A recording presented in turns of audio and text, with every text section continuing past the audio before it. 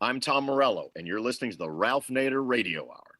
Stand up, you've been sitting way too long. Welcome to the Ralph Nader Radio Hour. My name is Steve Scrovan, along with my co-host David Feldman. Hello, David. Hello, Steve.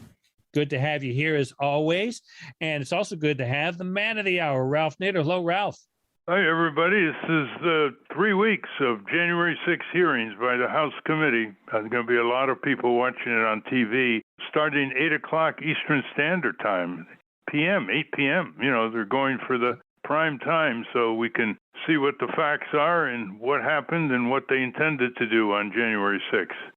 And that's why, before we get to our featured guest this week, we've invited our resident constitutional scholar, Bruce Fein, to give us his take on those upcoming January 6th committee hearings in prime time. Bruce has an article coming out in The Hill about why the committee has not subpoenaed Donald Trump or Mike Pence. Welcome back, Bruce. Well, thank you for inviting me. So tell us what's going on here. Well, a little bit of history here. The United States Supreme Court for at least a century has sustained what's called the inherent contempt power of Congress. It means that the Congress can summarily detain or fine a witness who refuses to testify or supply documents in response to a subpoena. And the need for such summary authority is the fact that justice is lead-footed. We know in politics time is everything. If you let the judicial process run out, most of the time the information becomes stale and is not useful politically. And here we have the January 6th committee, perhaps involved in the greatest, most important investigation in the history of the United States, something that dwarfs even Watergate, because we have credible evidence that there was an attempt, open and notorious, to prevent the peaceful transfer of presidential power for the first time in over 2 centuries. And this wasn't just by false pretenses, this by use of force and violence that eventuated in several killings and certain numerous criminal prosecutions, most of them successful, and guilty pleas, literally hundreds. And so we need to remember as well, this wasn't violence that erupted because there weren't peaceful avenues of redress. The Trump people had brought over 50 lawsuits, lost all of them. They had the opportunity, and I witnessed them on half a dozen occasions or more, to protest peacefully with signs or whatever in front of the Capitol for whatever reason they wanted. So this clearly was an attempt to basically abandon the rule of law and go back to the law of the jungle, things that we would expect in Red Square, Tiananmen Square. So that's what makes this such an important hearing. 2 things. 1, establishing a foundation for disqualifying candidates in 2024, including Mr. Trump, for having participated in insurrection against the Constitution of the United States after having taken an oath to uphold and defend it. And secondly, it's important to reconsider the Electoral Count Act that tries to prevent any further effort or argument that the vice president has more than a ministerial duty when the state certified electoral votes are counted. And what is very mystifying is that the Congress here, the committee, has not used this contempt power. They run to court, takes too long. They submit criminal prosecutions to the Justice Department that wouldn't conclude before the time for disclosing the report ends. They haven't even sought to subpoena and obtain the evidence from Mr. Trump and Mr. Pence. And you got to ask, well, why is such an important and central and definitive authority going unused? And all I can conclude is that these members feel, oh, well, what happens if we lose control of Congress? Then they'll turn the tables on us and try to get our testimony or Biden or something else after he leaves office. They're very timid. They view now discretion the better part of valor. And so they're basically forfeiting or surrendering their authority really to protect themselves down the road, which is really, to my view, quite contemptible. Bruce, let me challenge that. I don't think the Democrats think they're ever going to be in a position where they try to initiate insurrection to overturn an election, and then so that the same tools will be used against them if they now subpoena Trump and Pence. I mean, it is true. They don't want to go after the Republicans in the White House for initiating war unconstitutionally, like Republicans have, Bush and Cheney in Iraq, because they initiate armed conflict out of the White House too, and they don't want to set a precedent where it can be used against them. But surely no one on the committee thinks that they're going to be in a position that the Republicans were on January 6th, where they took off trying to violently stop an election. There's got to be another reason why they are not subpoenaing Trump and Pence. One reason may be the Watergate Committee didn't subpoena Nixon. Well, they may have. Ultimately, the House Judiciary Committee did subpoena Nixon on 4 occasions and voted an article of impeachment against him without going to court. But I want to go back to your point, which I'm not disputing on its facts, but I think I was inartful in explaining that what I think is the mindset of the Democrats. They understand, because Congress doesn't work, according to strict precedents and how lawyers at Harvard Law School would reason, that we set the precedent that we're going to actually subpoena a president, a vice president, whether it relates to insurrection or otherwise. Don't worry, the Republicans will not be restrained in saying, well, this isn't insurrection, and so you only did it for insurrection, and therefore we're going to forego it. That's not how politics works, I don't think. Not in my experience, been around 50 years. They will expand and say, okay, you went after Pence and Trump for any reason, we'll go after Biden. Be Hunter Biden or anyway, there'll be something they'll make up. You got to remember, we're dealing with very unscrupulous people who have no principles whatsoever. So I don't think the Democrats are thinking, oh, the Republicans will restrain themselves. They'll only come after us if we're going to do insurrection, and we're not going to do that. They understand that that's not a limitation that the Republicans won't honor in the drop of a hat. Well, let's look at the precedents here. Nixon defied 4 subpoenas, but not personally. They weren't going to personally subpoena him. They wanted certain information. Isn't that correct? Well, it's true that they wanted the documents, but the documents were tapes that were virtually the same as incriminating information. Those were tapes, documents where he was speaking directly. It was as though they had him under oath. They didn't want to subpoena him to go up before the Watergate Committee, correct? Well, they didn't have to go that far. I mean, obviously, it's not the first thing you necessarily do. Well, that's one of my points. The second point, during the first and second impeachment trials of Trump, they never subpoenaed Trump to show up to the congressional committees. So they're bound by their own refusal to do that during the Watergate investigation and during the 2 Trump impeachments. So it goes deeper. They just don't want to haul up the 2 main witnesses to the January 6th insurrection, Donald Trump and Pence. That's the real reason, don't you think? Well, yes, but I do think that the underlying fear is that, well, who knows what's going to happen in the future? We don't want to, they're all inside of a club, right? They're inside the club of the Mandarin class, the power elite. Okay, we don't want to set a precedent where it ever could come back to haunt us. If it so goes the other way, well, hey, we're not in power. It's going to come back and bite us. That's, for example, why the filibuster remains. Okay, well, filibuster's there because people say, well, we're going to be in the minority at one time and we're going to want it as well. So that's what I think is happening here. It's surely true that what you've described historically it shows that other than President Ford coming up and testifying voluntarily about the Nixon pardon, presidents customarily don't come before Congress. But simply because it hasn't been used before doesn't mean that you've lost the authority, especially when we're at a time when this is the most compelling case for calling a former president in the history of the United States. And remember, the situation with Nixon was a situation that occurred when he was still in the White House. Trump is not in the White House anymore. When Nixon left the White House, they were going after him, this grand juries, and he had to give a pardon because they were going to call him as a possible defendant or witness. He would have the right against self-incrimination. What about this? Let's assume the House committee under Chairman Benny Thompson from Mississippi subpoenaed Trump and Pence. What would Trump-Pence do, you think? Well, given the context now, they would probably defy it. And then I would believe that they could properly be summarily held in contempt, detained and fined. And that may cause them to try to say that, well, they're the victim of a witch hunt. But the evidence that will come forth is, listen, if you don't have anything to hide, why don't you testify? What is it? Are you a criminal invoking the Fifth Amendment privilege here? After all, they have an opportunity to come up with all the lawyers in the world. They got all the assistants in the world. What do you have to fear? I mean, the customary rule under evidence is the government has a right to every man's evidence. So I think it's going to be a hard argument to make to say, hey, it's open to you. You got all the time in the world to defend yourself. Okay, so let's say Trump and Pence defy the subpoena. Will the House of Representatives, controlled by the Democrats, use its inherent contempt power, cite them for contempt, fine them, and you used the polite phrase, they have the authority to imprison them. Isn't that correct? That is correct. They detain them. That is correct. Mm-hmm. Will they do that? Okay. Well, they could, but an alternate kind of sanction could say, all right, because this is a civil case, a civil investigation, not criminal, that you can draw what's called negative inferences from refusal to testify when, if they had exculpatory evidence, they would be the first ones to run up there.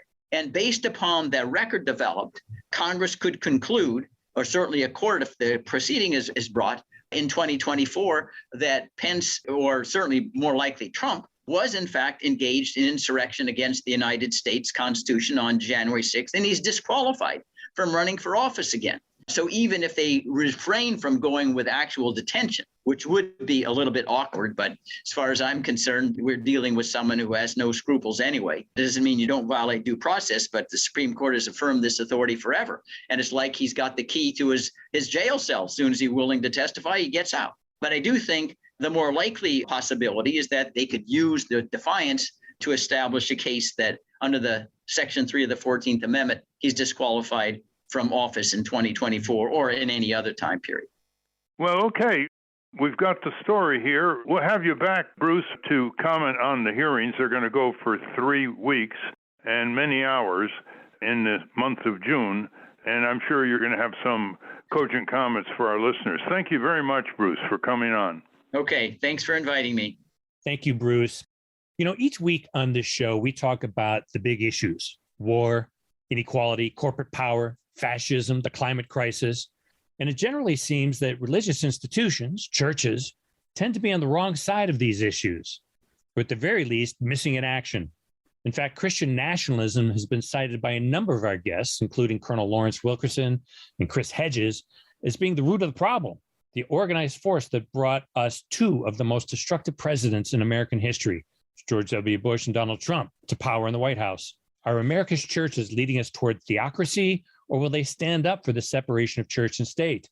We hear a lot from various faith groups about social issues, reproductive rights, homosexuality, same-sex marriage, gender definitions, and so-called family values. But where are they on economic issues, poverty, military spending, taxing the wealthy, and the existential threat posed by our continued addiction to fossil fuels? Our guest today will be Reverend Jim Wallis from Georgetown University Center on Faith and Justice, and we'll ask him what organized religion is doing to advocate for positive change on those big issues. As always, we'll check in with our corporate crime reporter, Russell Mokhiber. But first, Reverend Jim Wallis talks to us about our society's moral and ethical standards. David? Reverend Jim Wallis is a best-selling author, public theologian, and commentator on religion and public life, faith, and politics. Reverend Wallis is the leader of the Center on Faith and Justice in the Georgetown University McCourt School of Public Policy, and he is the founder and ambassador of Sojourners, a progressive Christian grassroots movement that advocates spirituality and social change in America. He is also the author of God's Politics: Why the Right Gets It Wrong and the Left Doesn't Get It. Welcome to the Ralph Nader Radio Hour, Reverend Jim Wallis. Thank you very much. Glad to be here. Welcome indeed, Jim. I've expressed a long-time concern that what are called the norms and mores of a society have been seriously eroding, and the forces usually to sustain them and support them and elaborate their importance have often come from organized religion. The churches that led the way, among others, for the civil rights movement and the abolition of slavery are case in point. I want to ask you, as you know, politicians today are able to say things and do things that would have terminated their career only 30 years ago. You can just look at what caused Gary Hart to drop from the presidential contest compared to what Trump said on many occasions, and nothing happened. He just continued to run and get his votes. Why do you think the churches are not in a situation that they used to be years ago? Is it because the press isn't reporting what they're doing, or is it because they're compromised?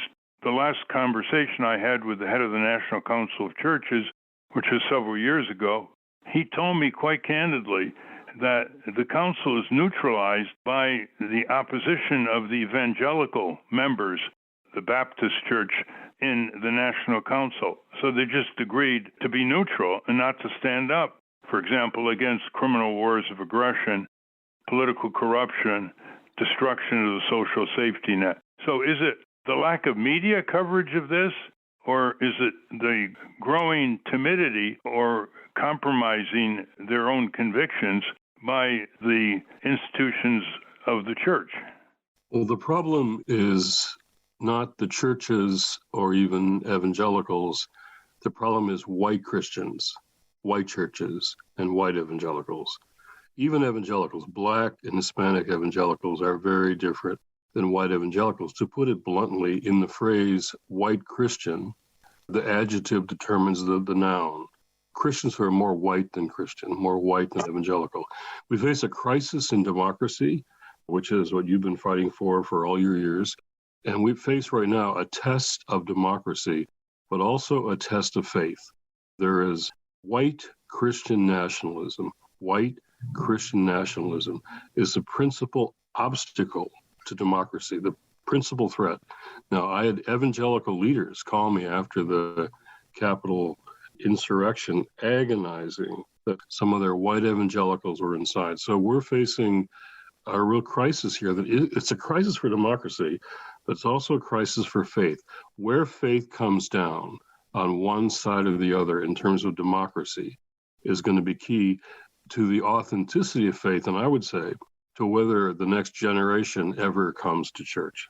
So basically, this is a problem defined by white Christian nationalism, I'll name it as that now, and the gospel. I mean, people, when I was 16, growing up in the churches, and I was in Detroit, and they refused to deal with racism. So I literally left my faith because of the failure of the church. But in my years in organizing in the student movement, I came around to finally read Jesus, which I hadn't heard much of in my church. And I found Jesus to be the more radical and revolutionary, you might say, than Ho Chi Minh, Karl Marx, and Che Guevara. So I signed on to be a Jesus follower, and I still am after all these years. So the message is the right message, but it gets dominated by the culture of, right now, I call it white Christian nationalism.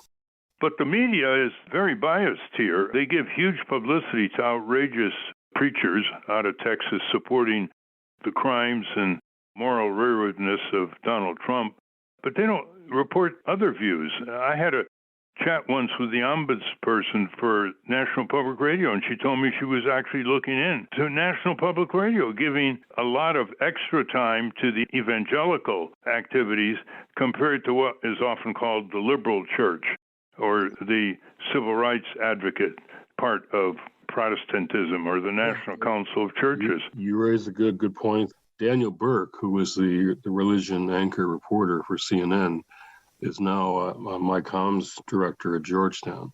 And he got tired of writing stories about Jerry Falwell Jr.'s affairs. And so he came over to us. I think there's a number of factors here. One is I have fought my life against religious fundamentalism. You know that all these years. But there's also a kind of secular fundamentalism that is on the left in parts of it and in the media parts of it, where they only are interested in the Jerry Falwells and Pat Robertsons and the far right, and don't report all the people every single day in our neighborhoods and cities who keep things together. Catholic sisters, for example, the glue in many neighborhoods around the country. Black churches are places where communities are allowed to survive. So there is a lot of work going on in the name of the gospel that I support, but the media doesn't cover that well. The media doesn't know religion very well, and it falls into the binary categories of left and right. So I'll never agree to be religious left in contrast to the religious right, because we shouldn't fall into those categories. We shouldn't be, I say don't go left, don't go right, go deeper. What does that mean? Deeper into our own faith, our own traditions. I'm at Georgetown now. I'm not a Catholic or a Jesuit, but those values are very core. Catholic social teaching. What they call the common good, what the common good is what you've, Ralph, fought for your whole life. This notion of the public, the common good. What are the ethics of the common good? That's deep in the heart of Catholic social teaching. But as some of my colleagues say, Catholic social teaching is the best kept secret in the Catholic Church. And so, as you said, evangelicals led the abolitionist movement, Quakers and evangelicals, but that's all forgotten now. So basically, we become conformed to the culture, and the media tries to put us in its binary political categories.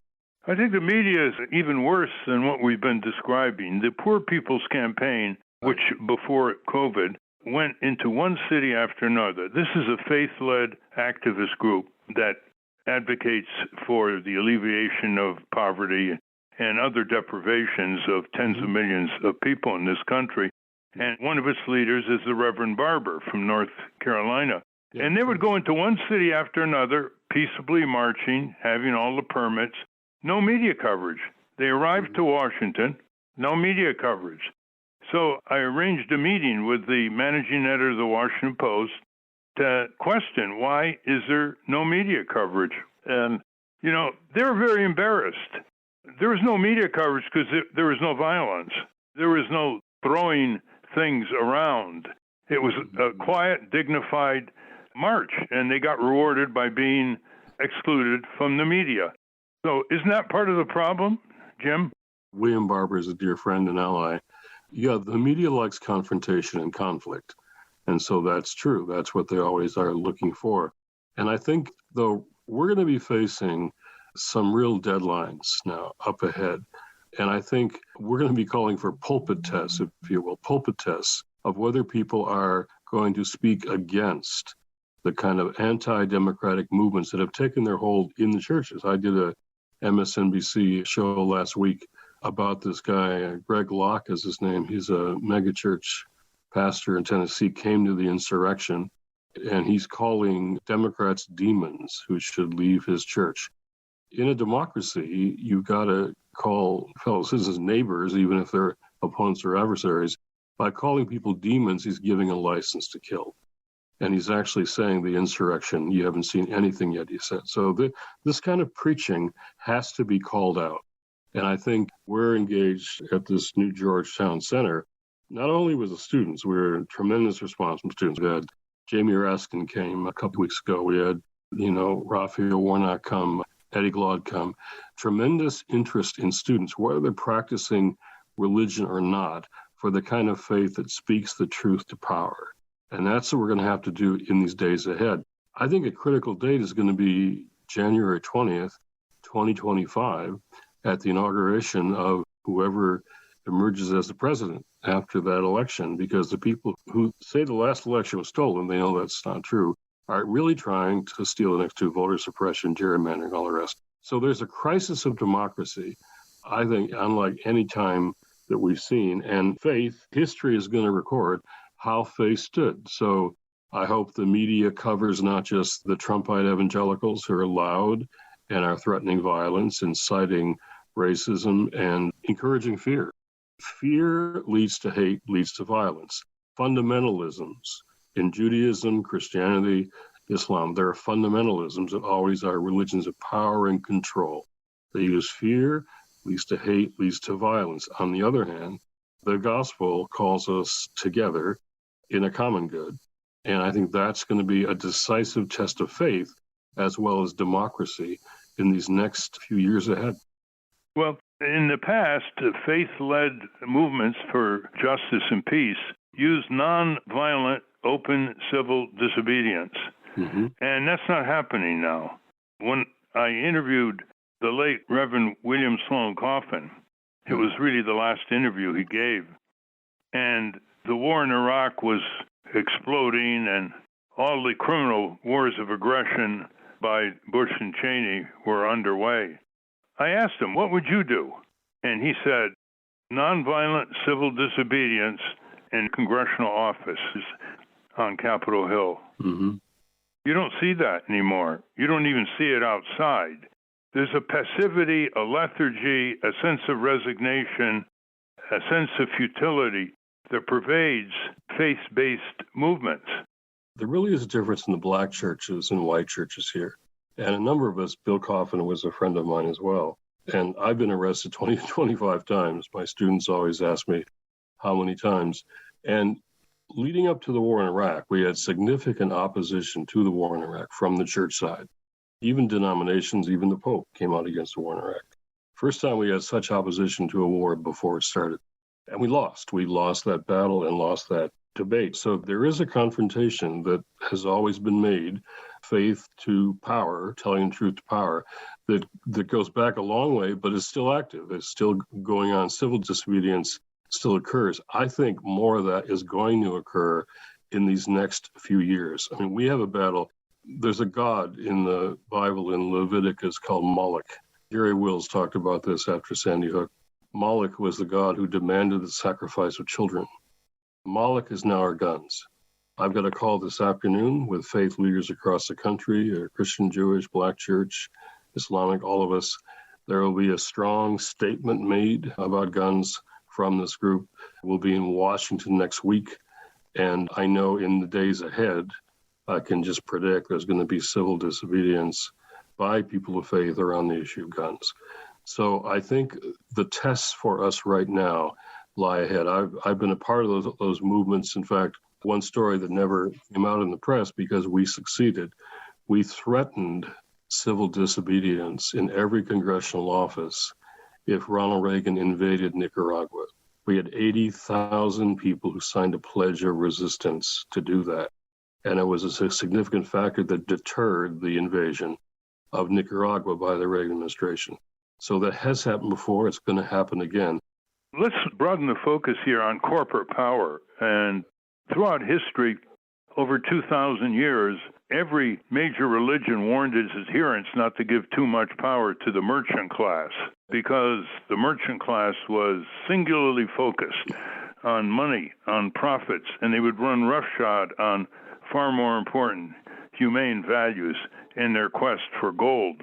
Now we have the greatest level of corporate supremacy in our entire history. The corporations are strategically planning almost everything that you can call organized society. They're planning our tax system, and they're heavy into the elections. They're heavy into distorting public budgets to corporate welfare.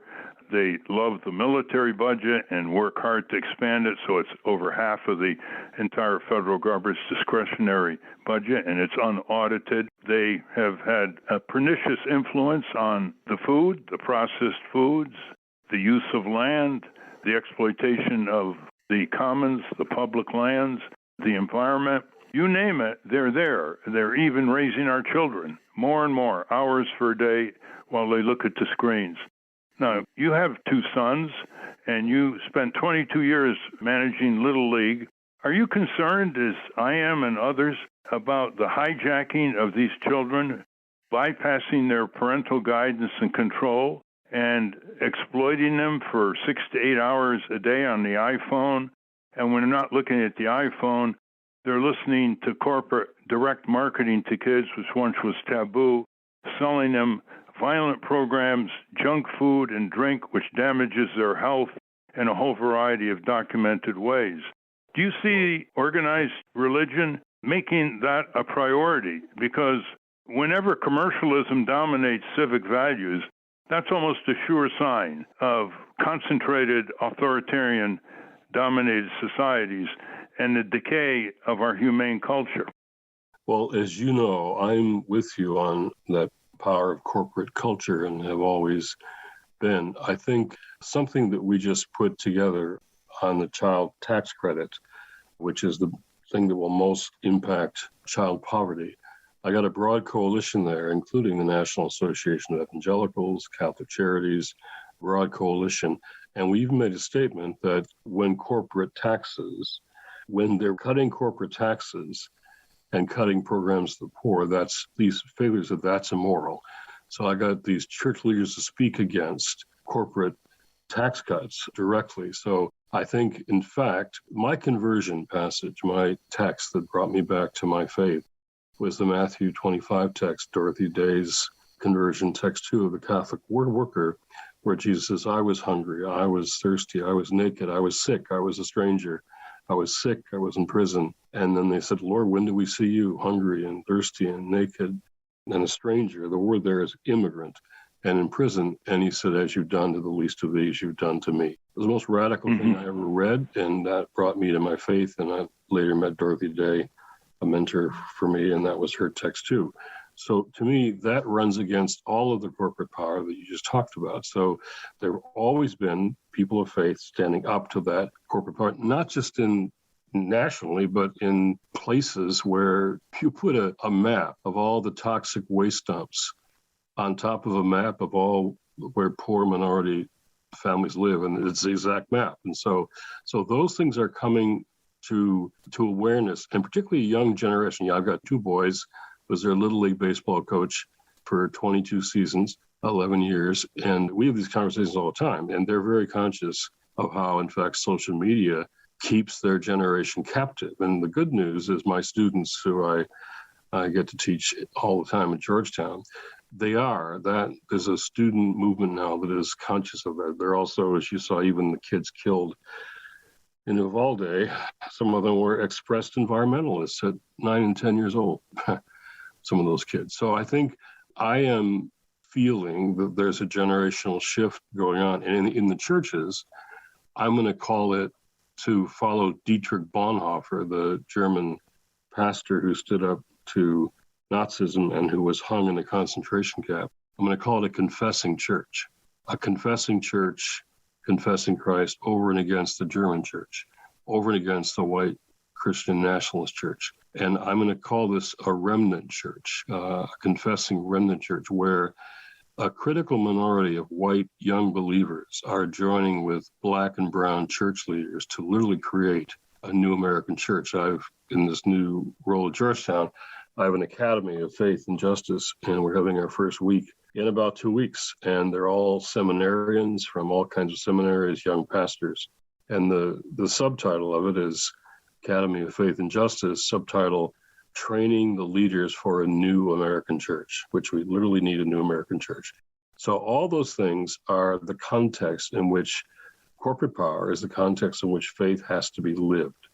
I mean, it's all from the Bible. I mean, Timothy says, the love of money is the root of all evil. That's a pretty radical statement. The love of money, the corporate world, is the root of all evil.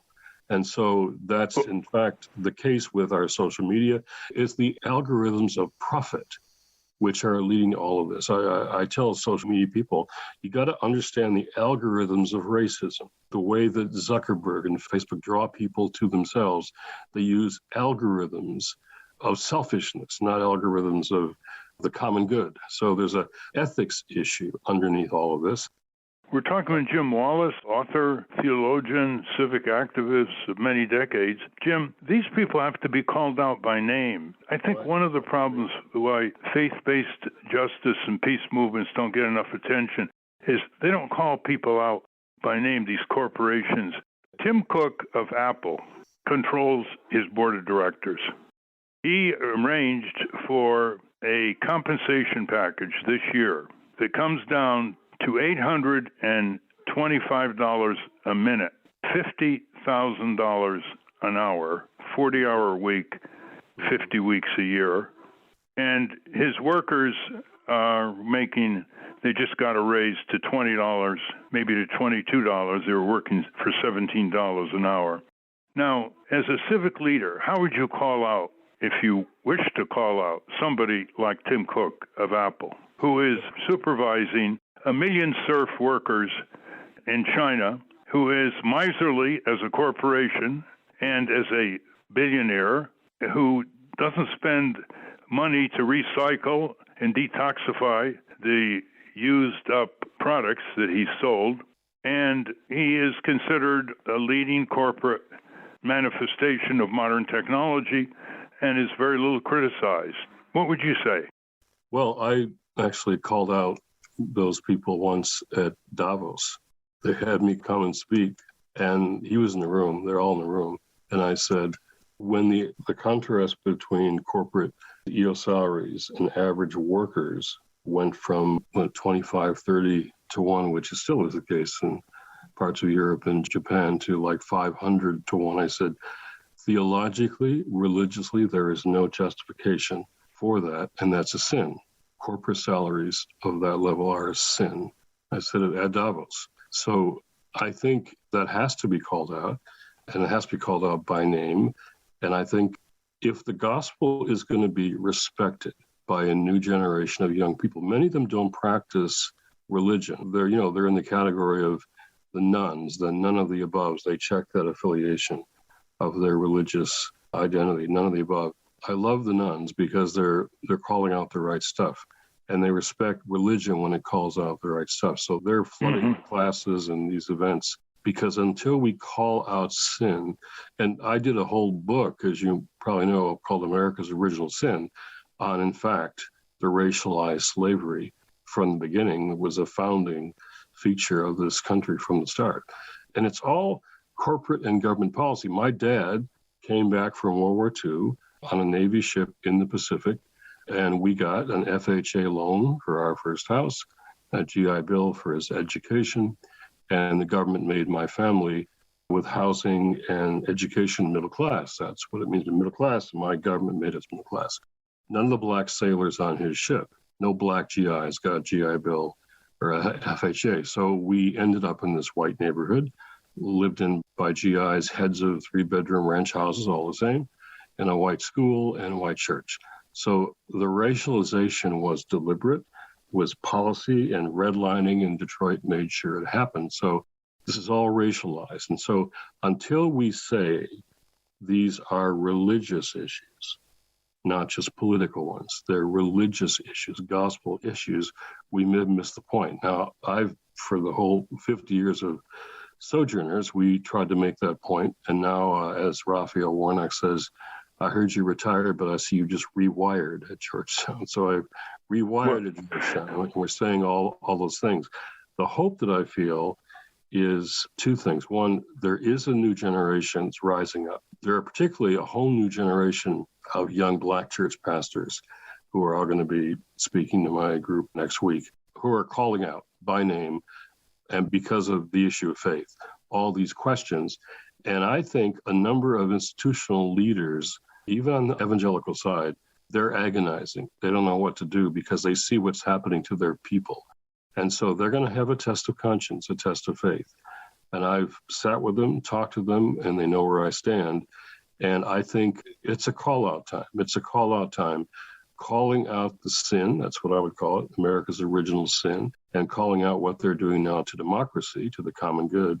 Young listeners may not know, in the Fortune 300 in the 1940s, the CEO was paid average 10 to 13 times Right.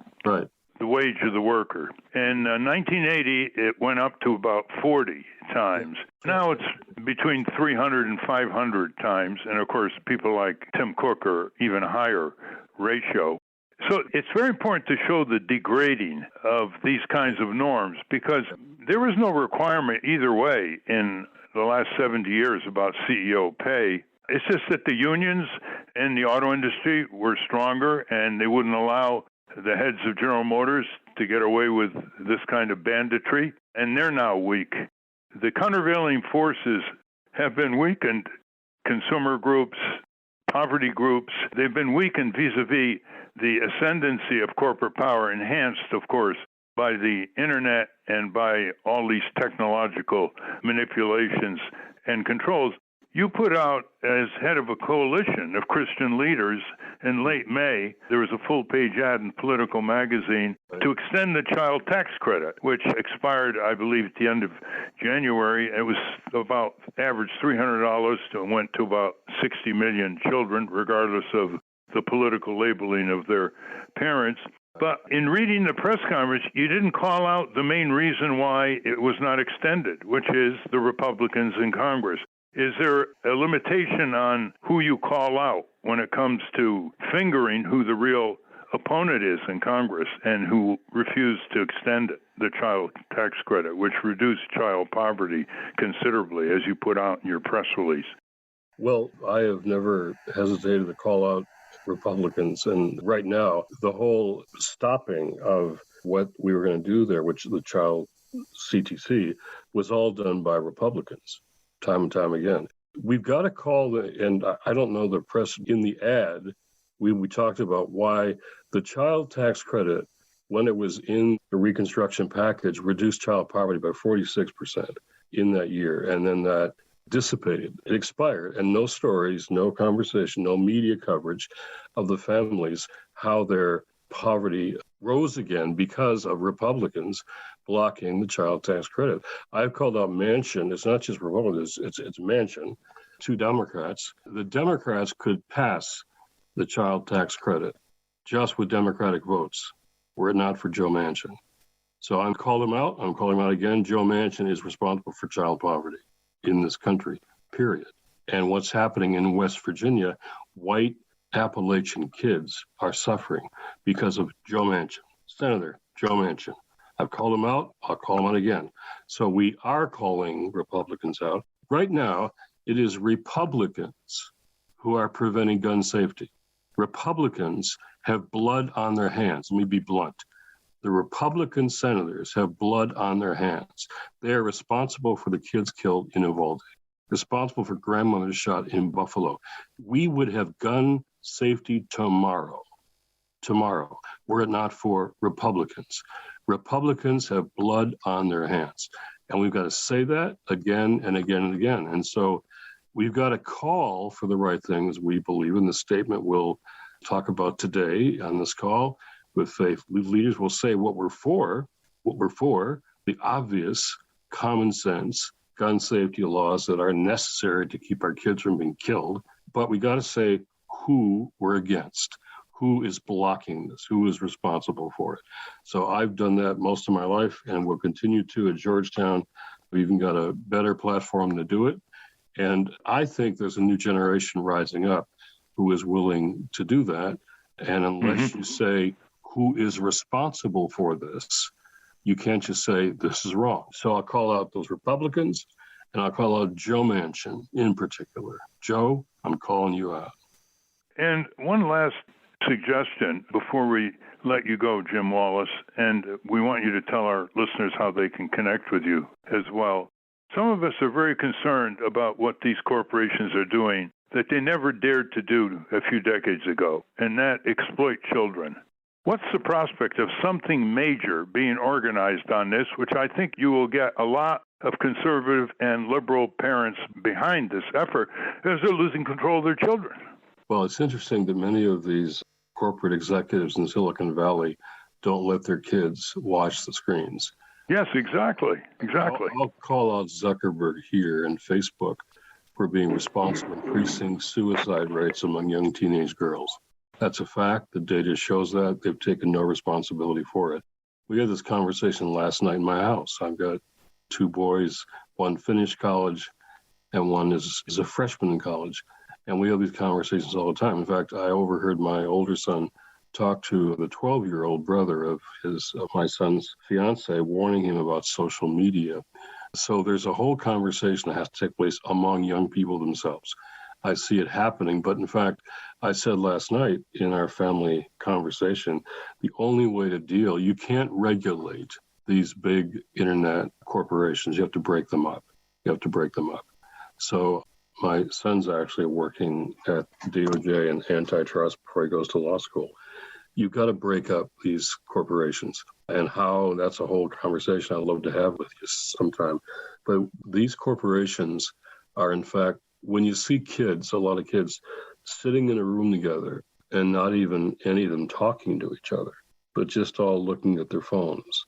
How many parents don't know how to have conversations at night with their kids over dinner because they're all looking at their phones? And it all is based on these algorithms I talked about before, which are nothing but profit algorithms. I mean, Facebook is living with the love of money, this root of all evil. Their algorithms are profitable. And there wouldn't have been I'll just say bluntly, there wouldn't have been January 6th without Facebook. Wouldn't have happened. All that was out there, all the Proud Boys, all those folks were out there, but Facebook let them get organized.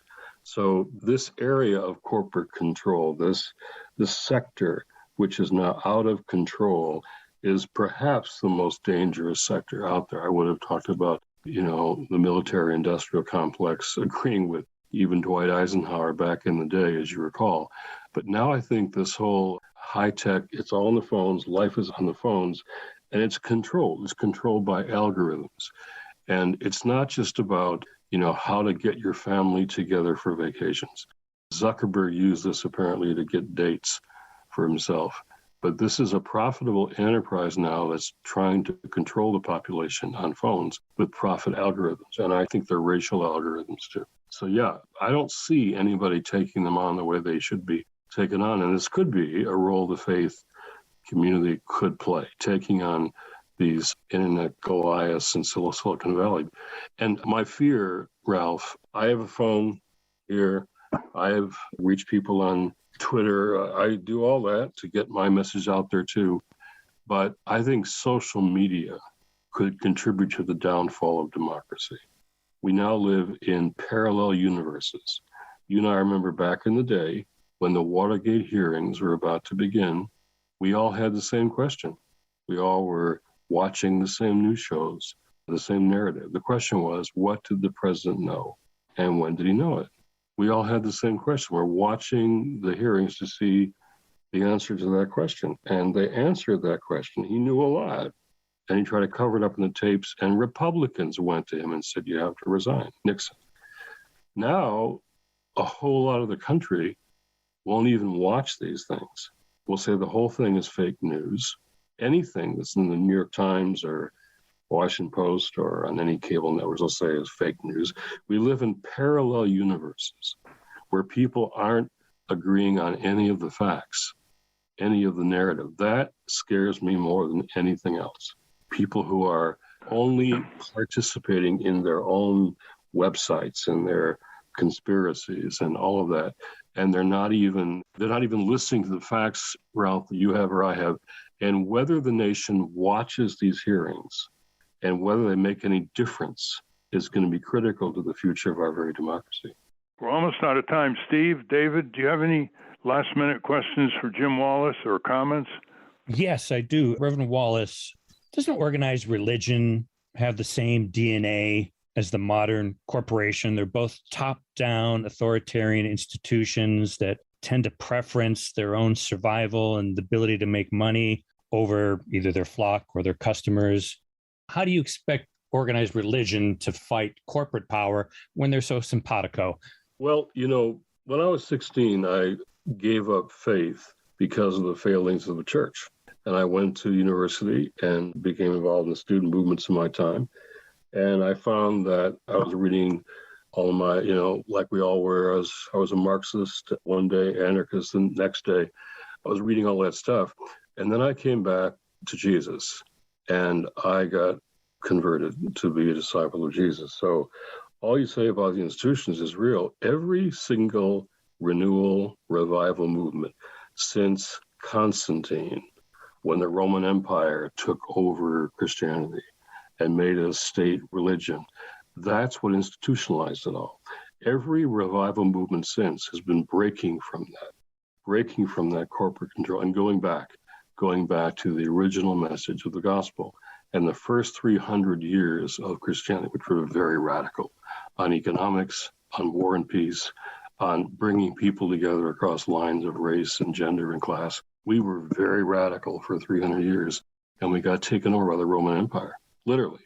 And so all the movements that I've been a part of, every revival movement, every charismatic renewal, every Catholic Sisters order, we've all been fighting that institutionalization and control of religion to go back to the original message of the original messenger. So that's what I'm still doing after all these years. So faith, in fact, I would say racialized fascism in this country that's growing needs churches to succeed. Racialized fascism needs churches to succeed. Conversely, only the churches could stop it. Conversely, only the churches. So I'm on the side of trying to stop it by calling institutionalized, carefully controlled, even corporate controlled churches back to their faith. It's reclaiming Jesus time. That's what I do. So, people who want to know more about what we're doing, it's very simple. It's faith and justice at georgetown.edu, faith and justice at georgetown.edu. You can see when Jamie Raskin's coming or Raphael Warnock. I preached in Raphael Warnock's Ebenezer Baptist Church where King was long before he was a senator. I love the fact that he's not a former pastor. He says, I'm a pastor who happens to be a senator. And so the faith of Ebenezer Baptist, I got kicked out of my little white church years ago as a teenager over the issue of race. And I got taken in by the black churches. So the black churches have always been my spiritual home. They are the most important church in this country, its history. They're the American church that has impacted the world more than any other church. They're not perfect. The black pastors always tell me to not be too easy on them because they get involved in the whole prosperity gospel crap, the American heresy of the prosperity gospel. That's a heresy. That's a sin. It's American, not Bible. But, I think that powerful role of the black church, which changes personal lives and neighborhoods and communities, that is a holistic message, I would say. That's impacted the world more than any white church in this country, period. So well said, Jim. David? Thank you, Reverend. I want to continue what you were just talking about, messaging. You mentioned earlier the far-right pastor, Greg Locke. No shortage of fire and brimstone there. Mm-hmm. The right cornered the market on sin, preaching against and committing it. Is there any virtue to a religious left that screams to the high heavens that the NRA, health insurance executives, fossil fuel shareholders are all sinners and will burn in hell? Jeremiah Wright comes to mind, but he became a political liability for Obama. Would it backfire if we had a religious left that spewed the fire and brimstone of a Pastor Greg Locke?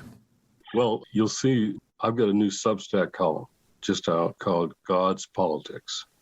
And I deal with Greg Locke today in the column. It'll be out tomorrow. So you'll find me doing that with Greg Locke in tomorrow's Substack, God's Politics column. Again, I'm going to resist religious left because I don't think we should put ourselves in a binary political category. The fire, I'll go with. I'm not sure brimstone, but the fire, I'll go with. We need more fiery, passionate preaching. In fact, putting together what Ralph was just not saying, the guns issue has got to be a children's issue. The guns issue must be when Republicans say the slaughter of children or the mass shootings. They said yesterday in a poll, mass shootings are a necessary price for freedom in a society. That's a sin. So I'm going to put our children over. Thune talked about being able to shoot prairie dogs yesterday. My kids over the prairie dogs. But I think Ralph raising this internet power, that's a kid's issue too.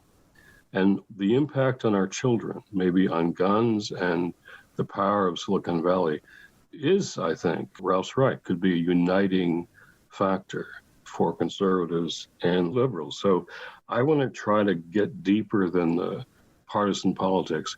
But, I've been accused of being a fire-breathing preacher on more than one occasion. And the more of that, the better in these days ahead, because what's at stake is everything.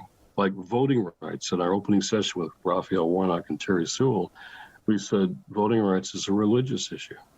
It's about Imago Dei, all being made in the image of God. Genesis chapter 1, verse 26. It's right there. The foundation of every human rights movement is that we're all created equally in the image and likeness of God, period. Do we believe that or not?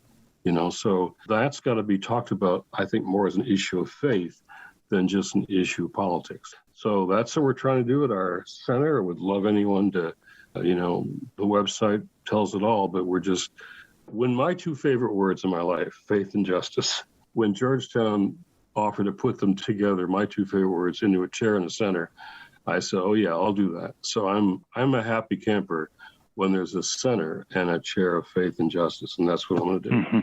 Faith and justice. Well, our time is up. We've been talking with Jim Wallis. Thank you for so many decades of putting your faith into multiple practice here and around the world, Jim.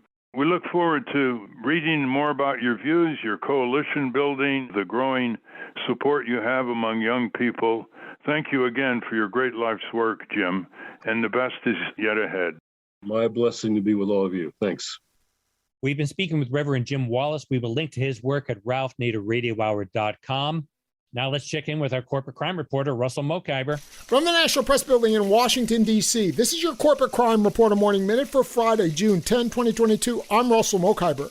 FCA US, formerly Chrysler Group, pled guilty last week to one criminal felony count and will pay approximately $300 million in criminal penalties as a result of the company's conspiracy to defraud U.S. regulators and customers by making false and misleading representations about the design, calibration, and function of the emissions control systems on more than 100,000 Jeep Grand Cherokee and Ram 1500 diesel vehicles. The company purposely calibrated the emissions control system on its vehicles to produce fewer emissions during the federal test procedures than when customers were driving the vehicles. For the Corporate Crime Reporter, I'm Russell Mokhiber. Thank you, Russell. Welcome back to the Ralph Nader Radio. I'm Steve Scrove, along with David Feldman and Ralph. And welcome, but I'm sorry we must be going. That's our show. I want to thank our guests again, Jim Wallis and Bruce Fein. For those of you listening on the radio, that's our show. For you podcast listeners, stay tuned for some bonus material we call the wrap-up. A transcript of the show will appear on the Ralph Nader Radio Hour website soon after the episode is posted. Subscribe to us on our Ralph Nader Radio Hour YouTube channel. And for Ralph Nader's weekly column, you can get it free by going to nader.org. For more from Russell Mokhiber, go to corporatecrimereporter.com. The American Museum of Tort Law has gone virtual. Go to tortmuseum.org to explore the exhibits, take a virtual tour, and learn about iconic tort cases from history. And be sure to check out their online gift shop. You'll find books, posters, and flaming Pinto magnets and mugs for all the tort fans in your life. That's at store.tortmuseum.org. You should read Capitol Hill Citizen. The pilot issue is out. It's only $5 to cover the shipping. To order your copy, go to capitolhillcitizen.com. The producers of the Ralph Nader Radio Hour are Jimmy Lee Wirt and Matthew Marin. Our executive producer is Alan Minsky. Our theme music, Stand Up, Rise Up, was written and performed by Kemp Harris. Our proofreader is Elizabeth Solomon. Our associate producer is Hannah Feldman. Our social media manager is Stephen Wendt. Join us next week on the Ralph Nader Radio Hour. Thank you, Ralph. Thank you, everybody. And David was right. We've got hundreds of readers of the Capitol Hill Citizen who told us how much they enjoyed it and what a refreshing newspaper covering what isn't covered on Capitol Hill. So go to capitolhillcitizen.com for your copy. Hi, this is Jimmy Lee Wirt, producer of the Ralph Nader Radio Hour, and welcome to the wrap-up. First off, Ralph talks gambling with Reverend Jim Wallis. When I was growing up, the only legal gambling in the U.S. was Las Vegas. It's now everywhere. It's on the iPhone. It's in people's living rooms. Sports betting is spreading like wildfire. We have casinos all over. That's the only way some Indian reservations can pay some of their bills. No more boundaries. You now have electronic gambling at the initiative of the gambler. No more controls on age levels. The main bulwark against gambling, which is a sign of cultural decay, because you know who loses the most, the poor. It's a recessive tax, very manipulative. As Senator Laurel Weicker once said, gambling is not what we should be doing. We should be building the future, not betting on the future. And the main bulwark was the church. And when they started bingo in the basements, that started to erode their credibility. And they were pressured by politicians because they said, you got to let these gambling casinos thrive because it creates jobs in Atlantic City and elsewhere. Can you explain to us about the collapse of organized religion against gambling? On the gambling question, most of the churches that I know have been against all these decisions, and they just lost because the almighty dollar is worshipped more than God is worshipped. So most church leaders have come out, rightly so, for the reason you described, against gambling in this country too. But it's succeeded because, well, put it the way a megachurch pastor once put it to me, is I've got my people for 2 hours a week if I'm lucky. Fox has them 24/7. So you've got parishioners who are being impacted by Fox, by Trumpism, and some of their pastors. I could tell you stories of pastors who have spoken and preached about race, even about vaccinations, and who've gotten death threats from their parishioners. So we have a battle for the soul of a nation, and as Joe Biden says, he's right, and for the soul of the churches. My podcast is called The Soul of a Nation, and we're taking on these issues all the time. But I think we're going to reach some milestone moments in these next few years about whether democracy succeeds or fails. And the gambling, as somebody who loves sports, I'll be watching the Warriors. Tonight, I love Steve Kerr and I love Steph Curry. Steph Curry's helped us with our voter protection work. But the sports gambling just really bothers me deeply. And now Reverend Wallis relates a story about the time after 9/11 he got invited to the World Economic Forum in Davos, Switzerland, where the wealthy and world leaders gathered to supposedly solve the world's problems. Corporatism is systemic racism. It's not just what you mentioned, which was the worst killing pollution always happens to be located where minority poor live, but it started with the cotton plantations and slavery. Corporatism, redlining, corporatism discriminating on jobs today, corporatism in the healthcare area. Again and again, it extends to exceptional deprivation on the poor and people of color, poor whites as well. But let me pose this very starkly. You've spoken out against inequality, which I think needs to be talked about as exploitation. It's too kind a word, like climate change is too kind a word, should be climate violence. You will love this quick story about this Davos thing. After 9/11, the World Economic Forum was worried about religious confrontation affecting their profits. So they pulled together a group of interfaith leaders to come to Davos. And so I went and we were talking together and they came in and said, "We're loving this conversation." I said, whoa. We're talking together. We've done that before. We should be talking to the people outside the room, your people, your corporate people. We'd like to talk to them. What would you like to say? I said, put together a session for me called, "Should we despair of our disparities?"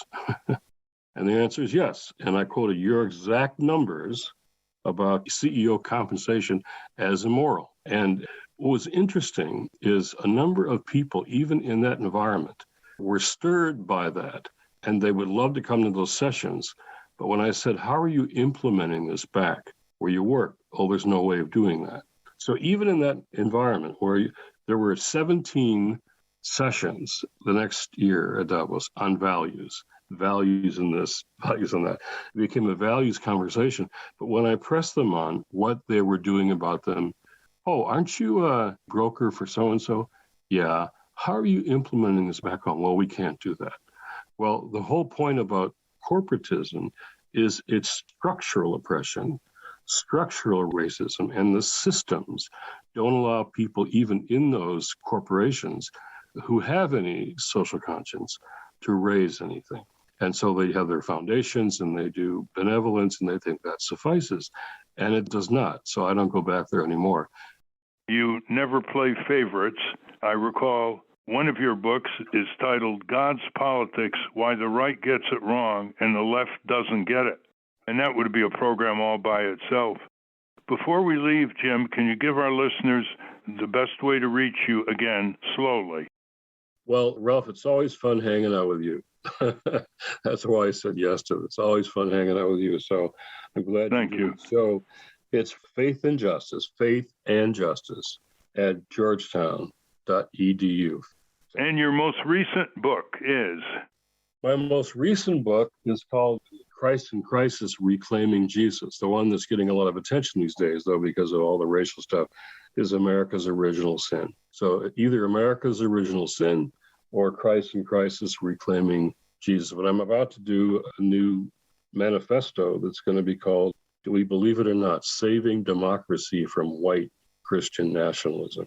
Because that's what we're up against right now, saving democracy from white Christian nationalism. Finally, Bruce Fein comments on a recent Supreme Court decision that has fallen under the media radar. I just wanted to ask you just a second here. They subpoenaed like Meadows and Scavino and those people, and they defied those subpoenas, but they decided not to hold them in contempt. Is that correct? Well, I think that's basically yes, but I think it needs a little bit of amplification. What they did, the Congress refused to hold them in contempt. They sent a referral to the Justice Department that you decide whether they violated the criminal prohibition against contempt. And now Justice has said, well, we're not going to go forward with the prosecution. That doesn't foreclose Congress from still holding them in civil contempt under their inherent authority and putting them in prison until they agree to comply or draw adverse inferences. So they're parallel. The inherent contempt power of Congress is a parallel power with criminal contempt that's within the executive branch's discretion. Got it. That's why it could be a civil contempt charge, and they can still put them in jail. Yes, part of the civil contempt is different because the individual held in contempt can get out any time by just agreeing to testify. There's not a fixed term or anything like that. Well, no, what I'm saying, if it's a civil case, how can they put them in jail if they defy the subpoena? You have the Capitol Police up there. I've seen the detention facilities. That's how they used to do it. Those who were detained would bring habeas corpus petitions. You just have a facility, a detention, a jail cell up in the Capitol, and that's where they would be detained until they decided they were. So let's add, Steve, let's add just one more question. Bruce, has the Congress ever done what you said they have the authority to do constitutionally? That is, cite the person for contempt, fine them, and put them in a congressional prison? Yeah, the answer is yes. It came about with the Teapot Dome scandal. And that was the case called McGrain versus Dougherty in 1927, in which the Supreme Court upheld the authority of Congress to impose that kind of sanction. And when you read the case, it's Dougherty is bringing a habeas corpus case asking to be released from his detention. He loses the case. It's a 9-0 decision, unanimous decision. It's fallen into desuetude largely because Congress has become a handmaid in the executive and they don't do anything. This is not the only power they've abdicated, but yes, it has happened. And the Supreme Court unanimously affirmed what Congress did. I have a quick question, if you don't mind. What are the possibilities that this committee will make a criminal referral? What are the odds that they're going to make a criminal referral to the Justice Department, and how much weight does that carry? The criminal referral only arises if a subpoena has been issued and there's been defiance. Now, they've never even issued subpoenas to Trump and Pence, so they can't even get to the referral stage until they issue subpoenas, which they haven't even done. So they even got to first base. I thought the hearings might result in a criminal referral themselves. Oh, well, that would not be for defying a subpoena. That could result if they believe that they have acquired evidence, substantive evidence, that's a different crime than just contempt. You're saying the crime of insurrection, the crime of obstruction of a congressional proceeding. And I mean, one of the difficulties of having that happen is the person who has the best evidence that's perhaps conclusive is Pence, because he's the one who's badgered. He's the one who could say, yeah, he was trying to get me to throw the Electoral College. That's obstructing a congressional proceeding. He's definitive. He's sitting in there with Trump, the direct testimony, and they don't subpoena him. I mean, it's ridiculous. If they make a criminal referral, then Merrick Garland, our Attorney General, could throw the full weight and power of the Justice Department. Yes, you are correct that you don't have to have a referral for the Department of Justice to move forward. For example, if Merrick Garland right now wanted the grand jury to subpoena Pence, they could do it. He hasn't. He'd be more under pressure. This would give him the political cover to do it. Well, that's correct. It would give him more political cover to do it. That's right. By the way, the Supreme Court today here ultimately showed it's a handmaid of empire. They basically destroyed the right to sue government officials for damages for violating your constitutional rights, even though they have a good faith defense that says unless it's clearly established under Supreme Court precedent, you're home free. They basically said that's the end of it.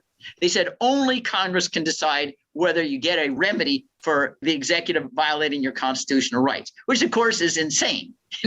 Of course they're not. The whole purpose of the Constitution, you remember, is distrust of the pure majoritarian process.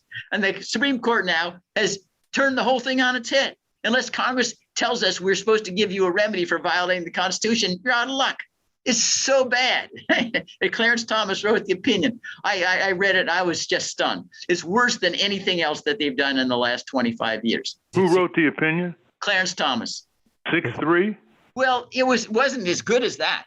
The three only partially dissented, and it was I viewed it as a very weak dissent. The fundamental principle that the court didn't get is, hey, the Constitution is an anti-majoritarian document. It's there because you trust majorities. That's why it's a constitution. It says certain things majorities can't do. That's the definition of a constitution. And then you're going to let the majorities who have it violated decide whether there's a remedy for it. I mean, what sense does that make? In other words, the Constitution is not operational unless Congress enacts a statute. Yeah, right. Rooted in the implement Constitution. To implement it, right. Yeah. It's a dead letter unless Congress enacts a statute. And the whole reason for the Constitution is distrust of Congress. I mean, Madison called it, he said, if every member of Congress was, every Athenian citizen was a Socrates, a collective of them all, and the Congress would still be a mob. It's ridiculous. Right across the board, they limit it. Yeah, they limit it right across federal officials. Forget it now. Federal government, official violates your constitutional rights. No. So what? Congress isn't going to do anything. And then the other thing that was so crazy, they also said, well, if the executive branch has a formal process by which you can file a grievance and say, hey, this guy did something bad, even though you have no participation and they ignore it, that's a sufficient remedy to vindicate the constitutional right. I've never read anything so badly and horribly reasoned ever in failing to understand ABCs of what the Constitution is about, why we have one. Well, what kind of arguments were made like yours, for heaven's sake? Didn't they make those arguments? It wasn't even made in the dissent. I mean, the whole premise of the decision, this idea that you don't have a remedy for violating a constitutional right, it goes back to Marbury and Madison. We don't have a government of laws, not of men, because there has to be a remedy if there's a violation of a vested right. It's only 200 and some years old, but I guess it's quaint, according to Alberto Gonzalez, I suppose, like, the treaties on prisoners of war and Common Article 3. Wow. I'm talking about the pleadings by the lawyers. I couldn't say anything. There's nothing in the opinions that suggest the lawyers below made these arguments. Nothing. They tried to make very narrow, hair-splitting differences that really have nothing to do with the fundamental wrongfulness of the whole enterprise of blocking citizens. Did it affirm the lower court or reverse the lower court? No, they reversed the Ninth Circuit, or the appellate. The district court came out in the favor of what the Supreme Court did, but the Court of Appeals was reversed, the Ninth Circuit.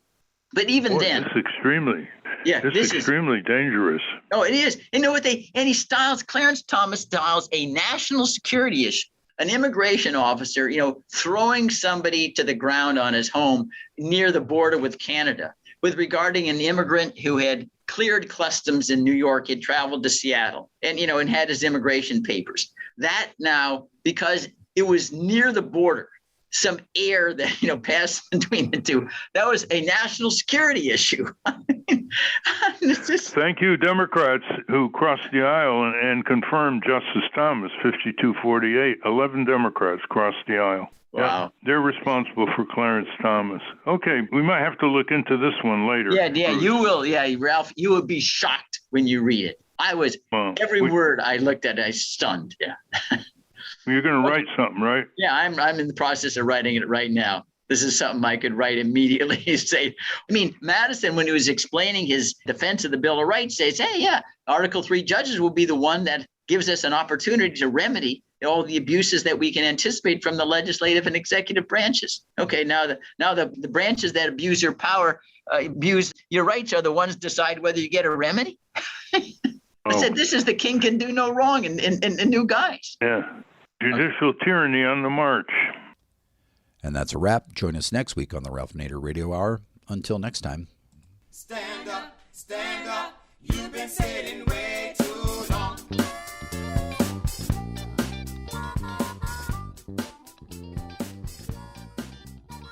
Thieves in the temple.